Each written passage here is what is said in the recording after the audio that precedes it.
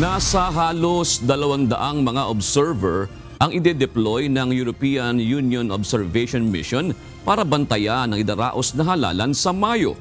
Ayon sa Chief Observer ng European Mission na si Marta Termido, layo nilang bantayan kung nakasusunod sa international standards at konstitusyon ng Pilipinas ang gagawing botohan. Nasa 72 mga observer na ang na-deploy ng European Mission at inaasahang dadating naman sa bansa ang higit 100 sa mga susunod na linggo.